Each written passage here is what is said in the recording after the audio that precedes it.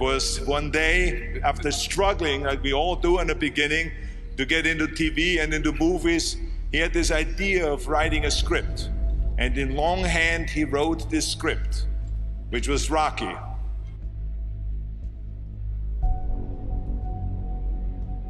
It's all about dreams, you know, and by the way, dreams cost nothing. They're free.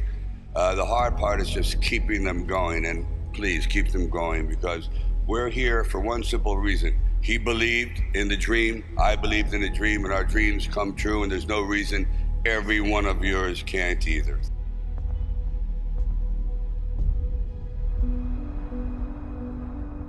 I used to sit in this little apartment, and it was a room. As a matter of fact, the room was so small, I remember I was able to open up the window and close the door while sitting on the bed at the same time. It was like 8 feet by 9 feet.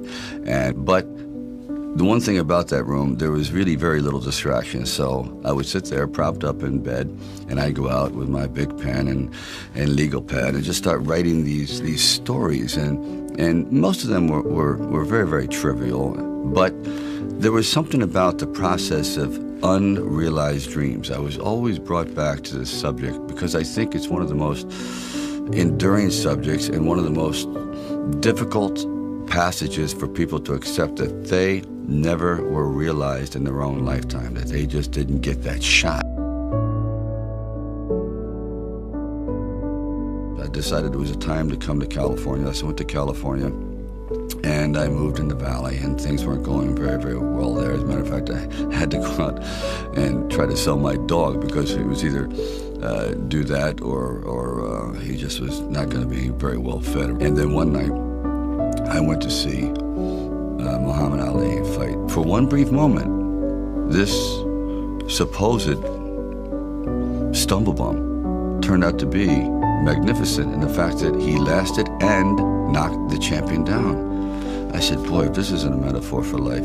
His entire life crystallized at that moment. He will be remembered for all eternity, at least among the fight fans. He did something extraordinary. I said, now that is probably what I need as a catalyst for an idea. A man who's going to stand up to life and take one shot and maybe go the distance. So I started to write. And it was one of those writing frenzies. And 3 days later, I came up with the script of Rocky. Now, the script by no means was a finished piece of material. It was probably about 90 pages, and maybe 10% of it remained in the final script, but it was done. So we're talking a little bit, and I guess I really wasn't right for the acting part. And on the way out, I said, oh, I don't know if it matters, but I do a little bit of writing. He goes, really? He says, yeah, I'm writing this story, I have this thing about wrestlers, and I might do something about boxing. Well, he says, well, bring it around. And I thought, if I hadn't stopped on the way out, you know, that's why I tell all actors or writers, don't give up, keep talking. Eventually you might hit a nerve somewhere, and they go, come on back. And if they didn't say, come on back, or bring it later and let's see what you've developed, I wouldn't be sitting here. So I have to give incredible credit to their insight and their patience, and they're willing to take a chance, which it doesn't exist much anymore, unfortunately.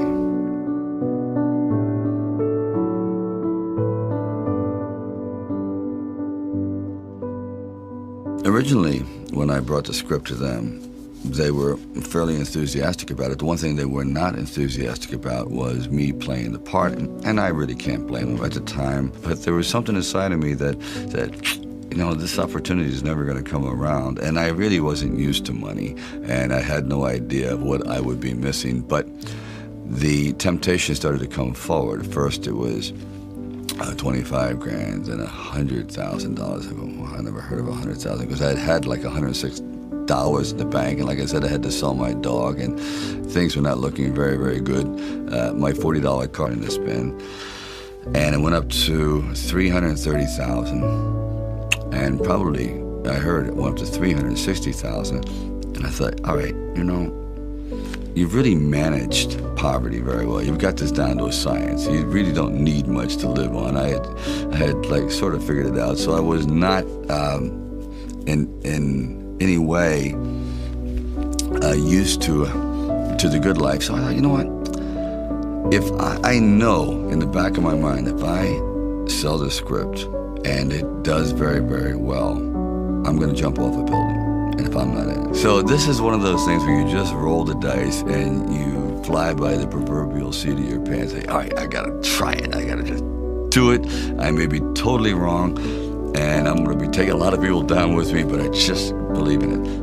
We were working with the handheld camera at the time with Garrett Brown, and it was somewhat experimental. And he'd film me running through shopping malls and up down the steps and flights. Curved corridors along the river until finally my legs basically gave out and I'm like writhing on the ground, and I want to rise up and say, John, I'm dying here. And he goes, no, use it. Use the pain. I said, for what?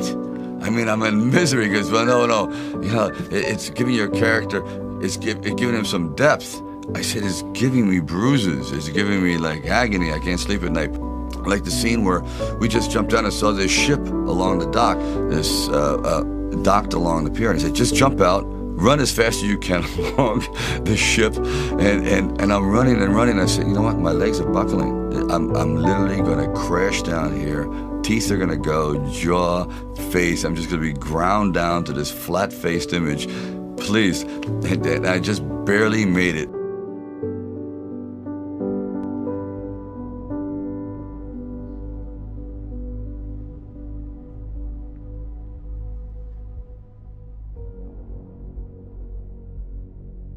The world ain't all sunshine and rainbows.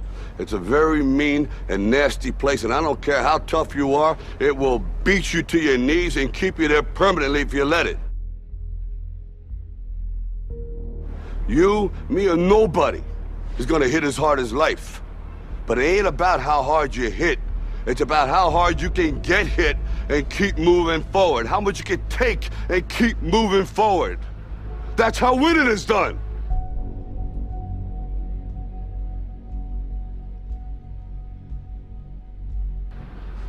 Now, if you know what you're worth, now go out and get what you're worth. But you gotta be willing to take the hits and not pointing fingers saying you ain't where you wanna be because of him or her or anybody.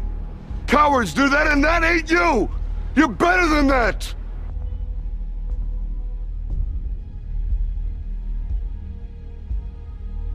You can't be alone.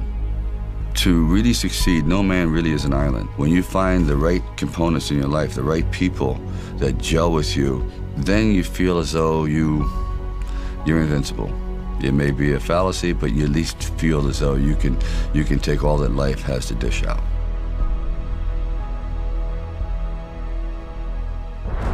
At the very end of our lives, if we can still say, you know, we were never humbled, we were knocked down, but we got up, and I can say, I lived life with integrity, and I took all the blows, as the song says, and I still prevailed. I think that's a good epitaph for anyone.